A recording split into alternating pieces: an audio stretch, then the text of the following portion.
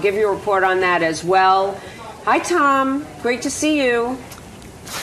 Jamie, a pleasure to be with you. It's my favorite astronaut who promised to take me to space when the time is right, Tom. Are our astronauts going to be okay on the International Space Station? Right. The immediate picture is that they're safe. They have 2 Soyuz capsules aboard the space station. 3 astronauts come home in each one. And so the only problem for those folks is determining when they're going to come home. NASA and the Russians and the other partners would like to launch a Soyuz spacecraft to replace the first crew of 3 that's coming home in September. But of course the Russian Soyuz fleet is grounded by the failure last week of their Progress cargo freighter. They both use the same booster. So the crews on board aren't in any danger. What's in danger is our investment in the space station should we have to pull the astronauts off the station completely. If our shuttle program was still going, would we be having this conversation? We would not, because the space station's 10-year history, 11-year history has been always having 2 ways to get to the space station, the American shuttle, the Russian Soyuz. And 5 or 6 years ago, the plan was to quickly succeed the shuttle with an American transport that would be replacing it soon after the shuttle's retired. Well, the past 2 Congresses and presidents have not funded that development, so we've decided to take the risk of having no crew aboard the space station and leaving us with one link, the Russian link, and now that risk is coming home to roost.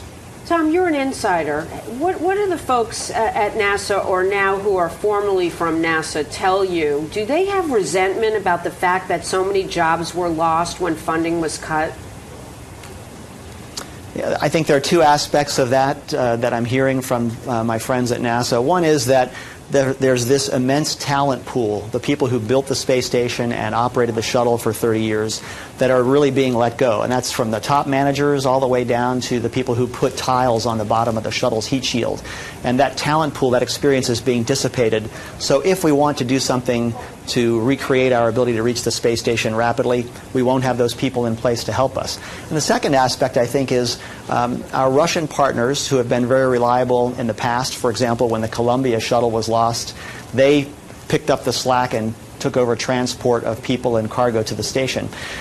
We wonder how much they're going to share about their accident investigation. Will they give NASA the insight into what caused this failure to guarantee and assure us that the safety of our astronauts is not compromised by the fix that they implement? So we're going to find out in the next couple of months how much they're willing to share and whether or not NASA has the right technical insight to be comfortable with this repair. We hope the Soyuz can start flying again. Excuse me, I'm so sorry. Do the Russians need us as much as we need them? There's an aspect to that. They cannot afford to go it alone. They don't have a big space budget. And actually, they don't have the expertise, the technical control center capability to run the space station on their own. Most of the hardware, of course, is American at the station, so they wouldn't have the equipment over in Moscow to control the space station remotely for any period of time. So they need us to keep their space station program robust. And we need them because they're, of course, the only transport method. I think the fastest way out of this is for NASA to focus on having a backup to our commercial companies and to the Russians that's owned by we American taxpayers. It's going to cost a bit more money, but I think that's the right safety approach to keep 2 legs of transport to the station. Could Richard Branson come in and save the day? Branson's a great entrepreneur, and I have a lot of confidence that he'll be taking tourists up within the next year. However, his ship can only go in suborbital cannonball type shots, so he's not the solution. Other companies like SpaceX and Orbital Sciences and Boeing have proposed commercial transports, but they're right now 4 or 5 years away, and they're not proceeding very rapidly. No near-term fixes in. So I think it's going to take some action by the Congress and the White House to actually bump up NASA's budget if they care about fixing this problem. Do you think they do?